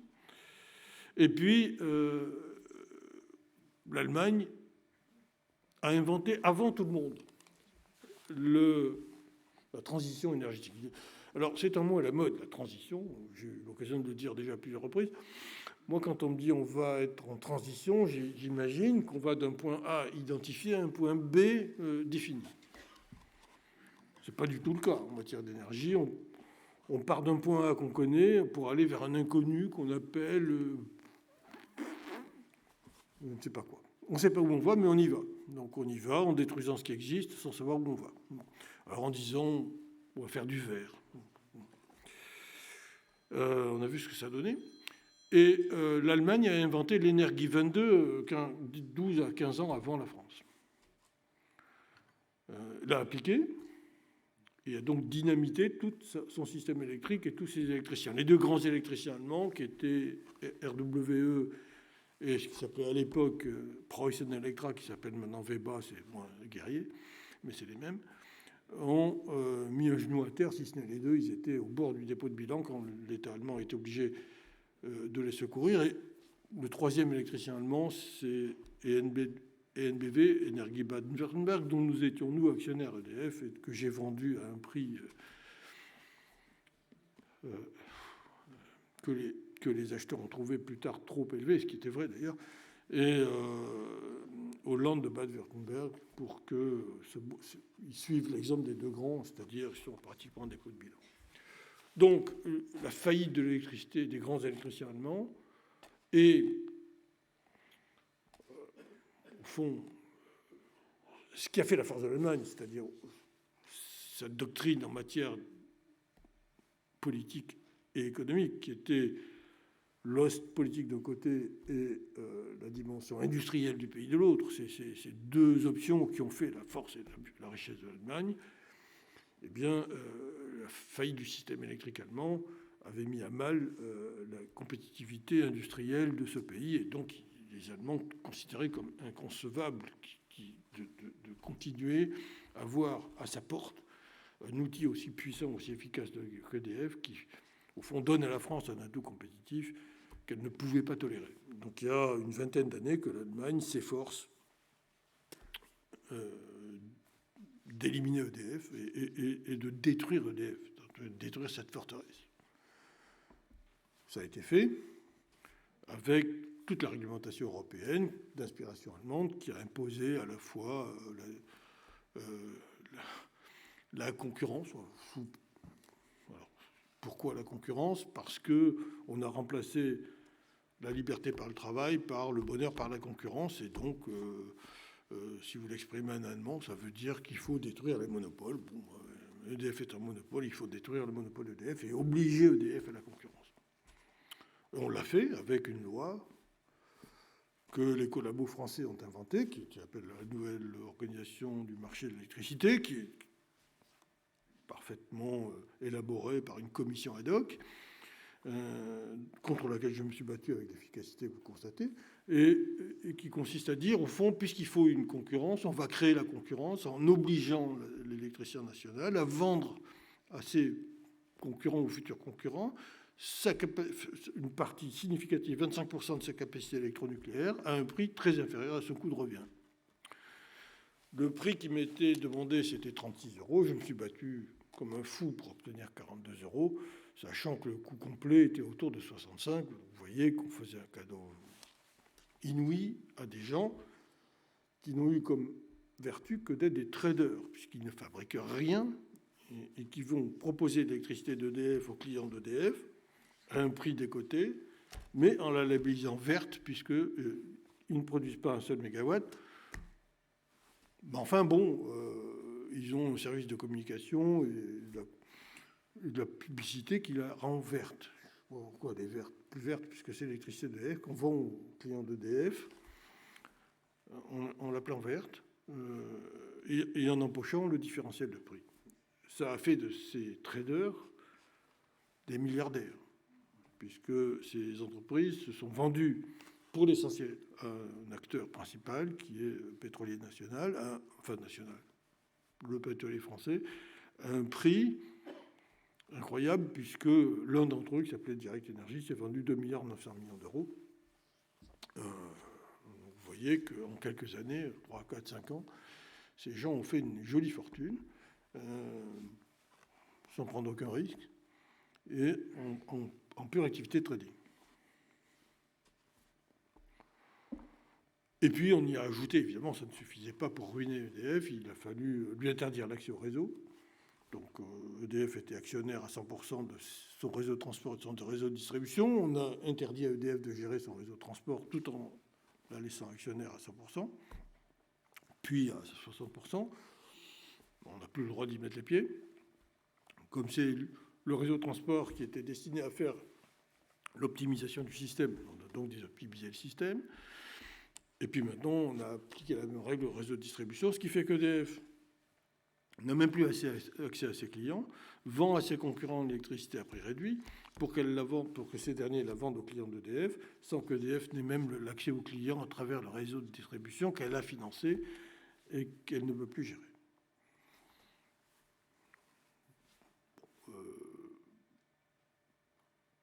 Tout ça est très bien, mais ça ne suffisait pas. On a donc continué. On a demandé à EDF de verser la contribution au service public de l'électricité, alors qu'on était en train de détruire le service public, la CSPE. Il y en avait pour 1,5 milliard chaque année, qui en fait servait à subventionner les énergies renouvelables. Donc, voilà. Que l'État ne remboursait pas EDF. Il a fallu que je me batte pour obtenir le remboursement de 5 ou 6 milliards à l'époque à cet effet. Et on peut rajouter toutes les... il serait trop long de vous donner toute la liste des méfaits qui ont conduit à la destruction systématique d'EDF. Ça ne suffisait pas, il fallait rajouter la dimension nucléaire. Alors, la coalition au pouvoir, à partir de 2012, déjà avant le temps de l'alternance précédente, cohabitation Jospin avait conduit à une première entorse dans la continuité de la doctrine nucléaire de la France, en abandonnant les réacteurs à neutrons rapides de manière à casser, je dirais, la logique de recherche et de développement du nucléaire. Et puis, alors, la grande vague d'antinucléaire est arrivée avec la coalition de 2012. Voilà, ça a été grandiose. Le programme prévoyait la fermeture de 26 réacteurs nucléaires, c'est-à-dire la moitié du parc. Puis ça a été réduit sous la pression de l'opinion publique à 2 réacteurs qui étaient ceux de Fessenheim, qu'on venait de rénover pour 2,5 milliards d'euros, et dont on a dit mais c'est la plus vieille des centrales françaises. Oui, c'est vrai, mais on venait de la rénover complètement. Donc, voilà. Mais l'antinucléarisme de l'une des parties de la coalition au pouvoir, qui n'avait comme doctrine d'ailleurs que ça, au fond, a conduit à des aberrations, enfin une propagande antinucléaire hallucinante, qui a évidemment duré de 2012 jusqu'à une date très récente. Et on s'étonne d'avoir, de ce fait, une paupérisation à la fois de l'effort de recherche, qui a beaucoup diminué, au point qu'aujourd'hui, on est supposé construire des centrales, mais dont on sait que le design n'est pas encore complètement défini. Deuxièmement, une paupérisation financière. C'est vrai que les finances d'EDF ne le permettent plus.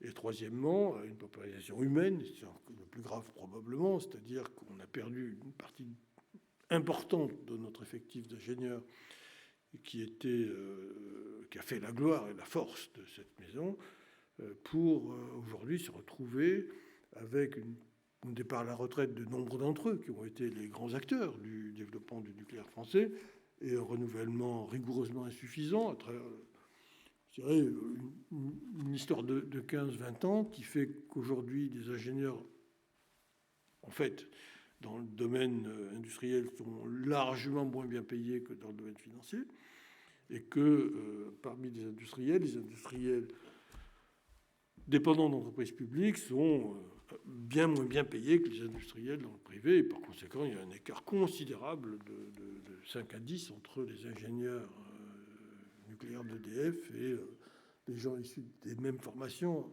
entrant dans la finance ou dans le secteur privé. Donc, au fond, avec en plus un effet de notoriété extraordinairement négatif, qui parmi les jeunes osait dire dans les soirées entre copains, moi je travaille dans le nucléaire, alors que le nucléaire était vomi par l'opinion publique. Enfin, c'était presque pire que d'avouer un péché majeur. Donc, au fond, on a vu s'étioler le recrutement des nouveaux collaborateurs. Enfin, on en a aujourd'hui la conséquence. Je peux vous dire d'expérience que le nucléaire d'aujourd'hui est désarmé en termes humains, en termes financiers et en termes technologiques. Donc ce qui était la fierté de la France, ce qui était la référence dans le monde, est aujourd'hui l'ombre de ce qu'elle a été.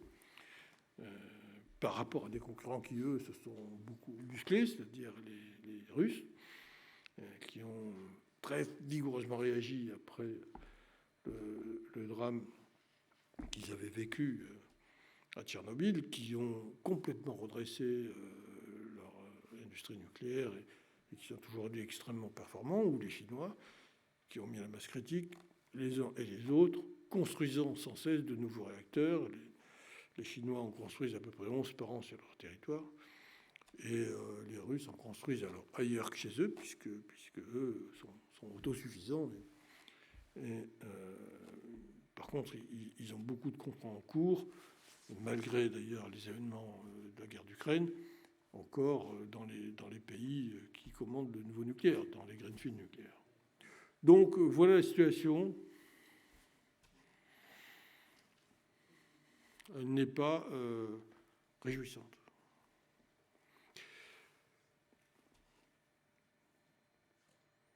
Si j'élargis un peu le spectre de mes réflexions, je dis au fond, si on parle d'énergie, il y a de l'énergie partout, l'énergie, elle est suffisante pour les besoins du monde. Mais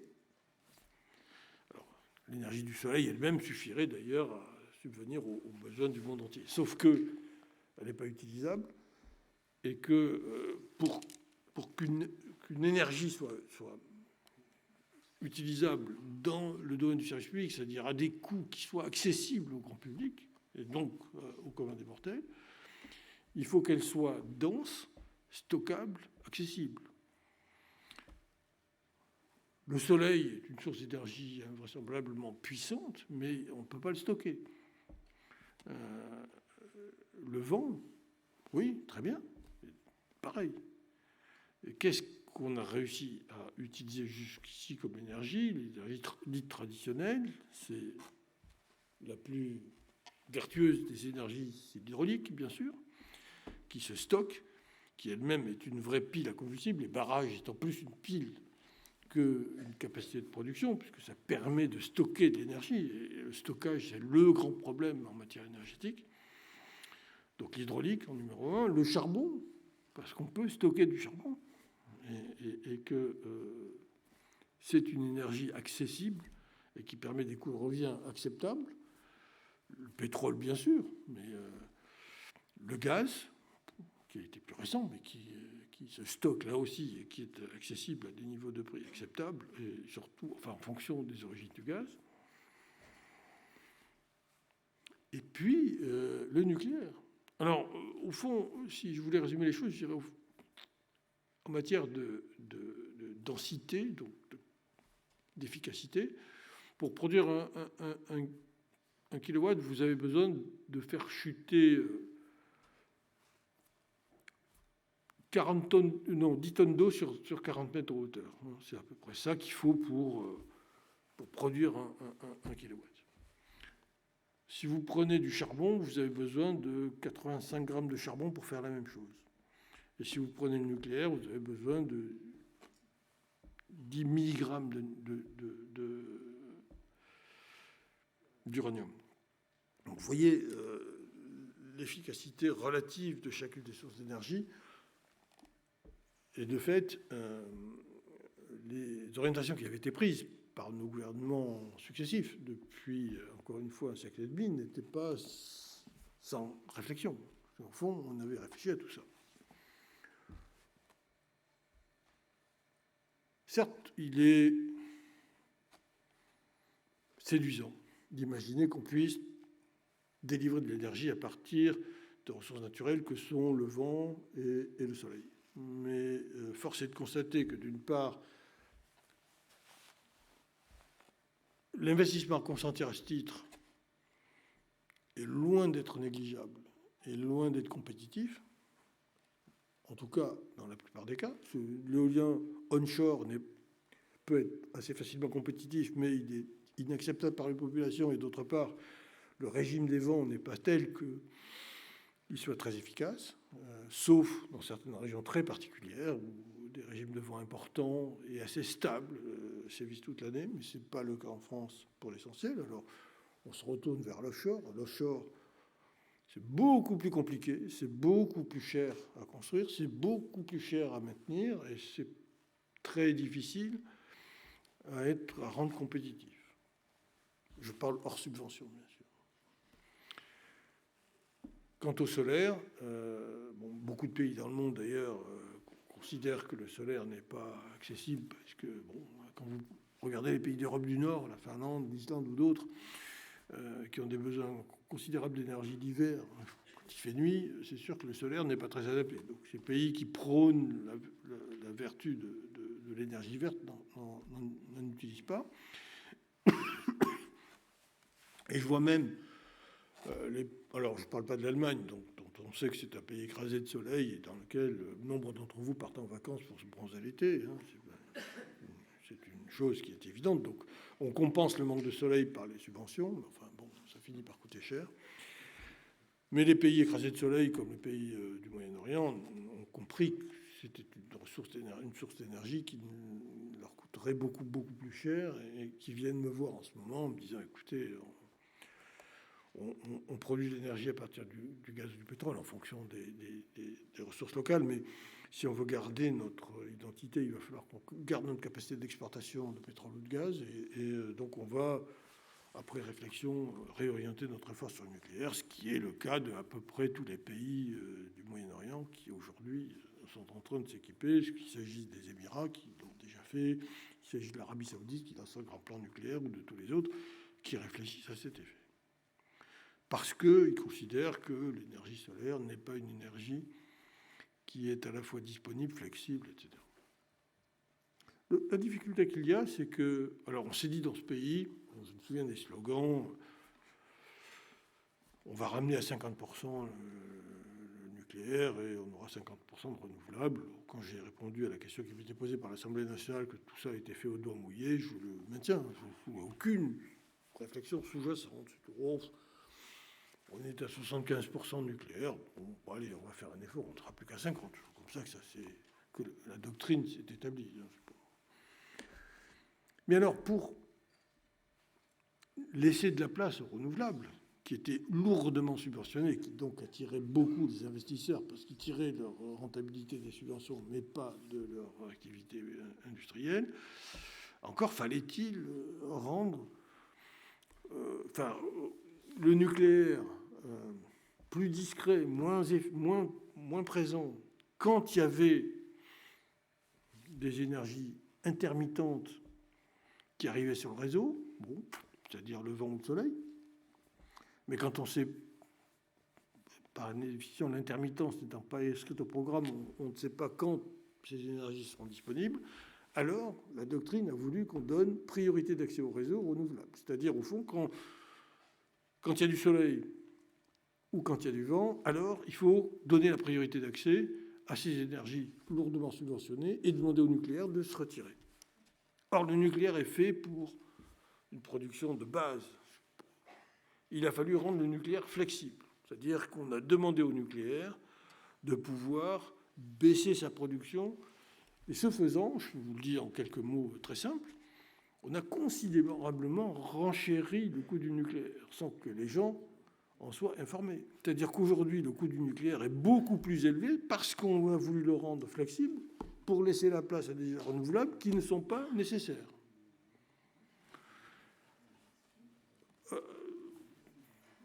On est loin du bon sens. On était autosuffisant et même exportateur sans renouvelable.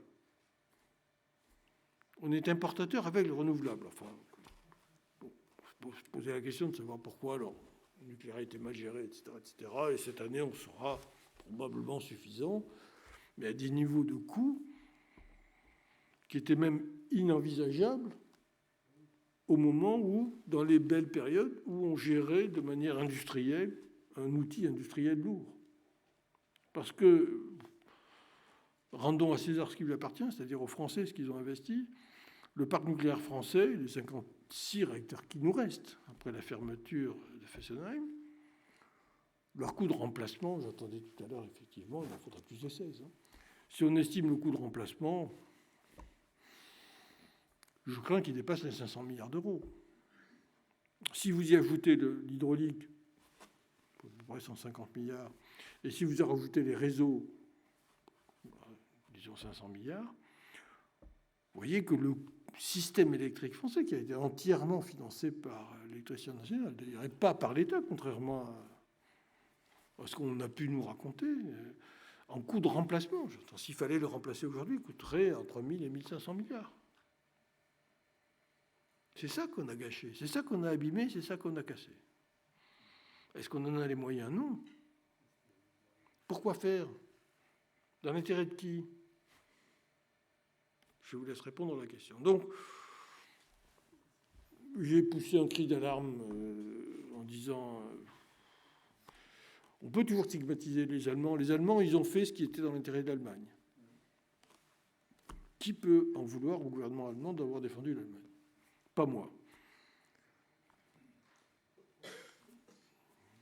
Qui peut en vouloir au gouvernement français de ne pas avoir défendu la France? Alors là, pardon, mais j'aurais la réponse inverse. Pourquoi est-ce que le gouvernement français n'a pas défendu la France? Pour se réveiller un beau matin, en 2023, en disant « Ah, on va relancer le nucléaire ». Mais avec quoi? Et pourquoi? Pourquoi relancer?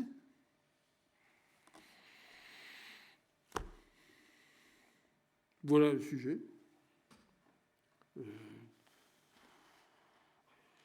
Il appelle, je dirais, une réaction, au fond. On est ici, en principe plus qu'ailleurs, préoccupé par la défense des intérêts nationaux, la défense de la France. On appelle de défense nationale, il n'y a pas que la défense armée, il y a aussi la défense des intérêts de la France. Je trouve que cette question mérite d'être abordée, voire soulignée. Donc, je ne veux pas aller plus loin dans ma critique, mais pas moins loin non plus. Je vois juste un mot pour regretter l'absence d'HEC dans cette... puisque j'avais cru comprendre qu'ils avaient été invités à participer à cette réunion. Pas assez. Je ne savais pas que l'État français avait nationalisé HEC.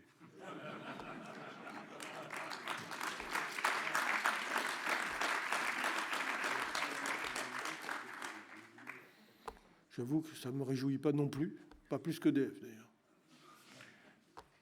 Parce qu'en étant, après avoir présidé cette maison, pour vous dire juste une anecdote, il m'est arrivé de me réfugier derrière les 15%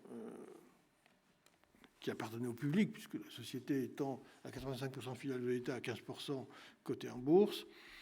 Il m'est arrivé au cours de mon mandat de dire à l'État, non, j'ai un devoir fiduciaire, j'ai une responsabilité à l'égard des actionnaires, et il est hors de question que j'obéisse aveuglément à l'actionnaire majoritaire. La réponse est non. Je l'ai fait à plusieurs reprises, je l'ai fait quand on m'a imposé ou demandé de fermer Fessenheim. J'ai dit, écoutez, les deux seules personnes physiques à pouvoir fermer Fessenheim, c'est le président de la SN, l'autorité de sûreté, sur décision de sa maison, et le président d'EDF. Personne d'autre.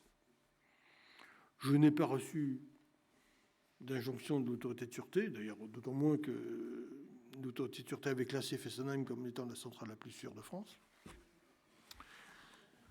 Et je n'exagère rien. Et le président d'EDF n'est pas d'accord, donc le président d'EDF ne fermera pas Fessenheim. J'ai eu, évidemment, le succès que vous imaginez, mais ça ne m'a pas fait changer d'avis. Je l'ai dit à l'Assemblée nationale, à l'époque, il y avait une majorité à l'Assemblée, je l'ai dit à la commission d'enquête à l'Assemblée nationale, en disant, écoutez, bon, ou alors, donnez-moi une indemnisation. Fessenheim, c'est 400 millions d'EBITDA, j'avais les chiffres. J'ai 10 ans garantis par la SN d'extension de la durée de vie de Fessenheim. J'ai 10 ans de plus qui sont quasi garantis, ça fait 20 ans, 20 fois 400 millions égale 8 milliards. Vous me donnez 8 milliards, je ferme Fessenheim, en dessous, il n'en est pas question. Quand je suis parti, ça a été fermé en contrepartie de 400 petits millions d'indemnisation.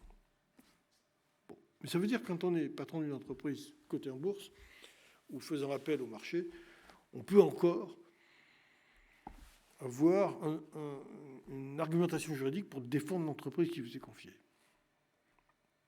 Le grand avantage de la situation actuelle, où l'État a avalé à un coût modeste les 15% qui restaient, c'est qu'il peut faire ce qu'il veut. Donc aujourd'hui, je ne vois pas le président de l'EDF pouvoir résister à des ordres. J'ai même vu qu'on avait nommé un commissaire du gouvernement chez EDF. Pourquoi pas? Donc tout va dans le mauvais sens. Mais bon, c'est comme ça. Comme on n'a pas une véritable information, personne ne s'en est rendu compte, au fond. Et on vous dit, ben, ça permet à l'État de financer EDF, parce qu'à 85%, évidemment, il ne pouvait pas le faire. Et j'avais dit au président de la République de l'époque, je ne vois pas pourquoi vous faites des décrets plafonnant la rémunération du président que vous définissez vous-même.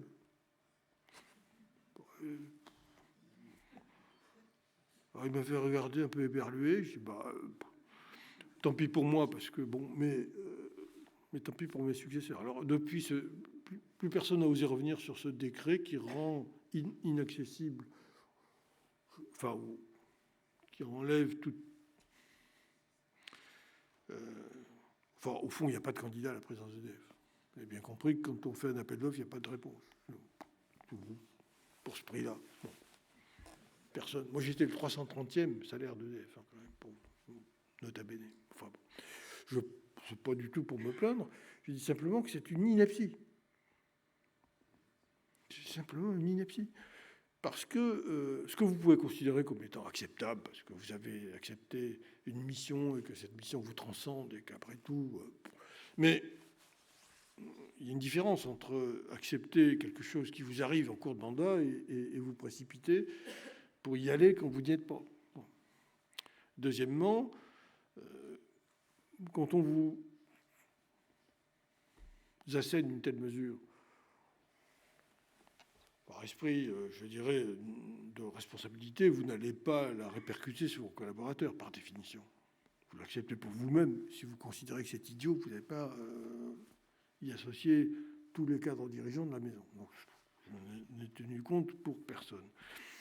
Mais à l'inverse, quelqu'un qui arrive, à qui on dit, bon, ben voilà, ta rémunération est plafonnée, et qu'il l'accepte d'entrée de jeu, considérant que, bon, après tout, c'est acceptable, il n'aura pas la même vision du monde. Et donc, il va appliquer à ses collaborateurs une mesure d'étêtement qui va faire que, vous allez voir, ça va se répercuter sur tous les échelons des dirigeants ou des cadres supérieurs de la maison. Et peu à peu, cette maison va s'étioler comme elle est en train de le faire. Mais c'est naturel. Donc, pour finir, je vais vous dire... Ce qui nous arrive était anticipable et anticipé. Parfaitement. Qu'il y ait eu l'Ukraine ou pas l'Ukraine. L'Ukraine a été un catalyseur, pas plus. Ce qui est arrivé serait arrivé de toute façon. Alors autant qu'il y ait un catalyseur pour faire en sorte qu'il aille plus vite, de manière à créer un électrochoc pour peut-être réagir, ce qui n'est pas le cas aujourd'hui. Mais c'était parfaitement logique d'imaginer les conséquences de telles décisions qui ont été prises au cours des 15 dernières années. C'était inévitable. Donc ne soyons pas surpris, ne disons pas c'est la faute aux Russes, aux Ukrainiens, aux Afghans, aux autres. Non, c'était logique. L'énergie est une industrie à cycle très long. On gère le temps long. La construction d'une centrale nucléaire, c'est entre 8 et 15 ans en fonction des caractéristiques de chacune des centrales. Mais on construit un engin, on construit une infrastructure pour 60 ans. Un barrage, on construit pour 100 ans. C'est très capitalistique upfront, et après, vous avez une durée de vie très très longue. Donc on ne peut pas improviser. Ce n'est pas une industrie qu'on peut gérer avec, je dirais, une espèce de volonté tactique de réajuster année après année, de modifier, de faire évoluer. On peut faire évoluer, mais dans un cycle très long, il faut toujours avoir en tête les conséquences des décisions qui sont prises et des orientations qui sont décidées. Par conséquent, toutes ces orientations qui ont été prises à contresens, on pouvait facilement en tirer les conséquences sur l'avenir. Et sur l'avenir à long terme. Alors, l'avenir a été raccourci par les événements, mais c'était inévitable. Voilà ce que je voulais vous dire.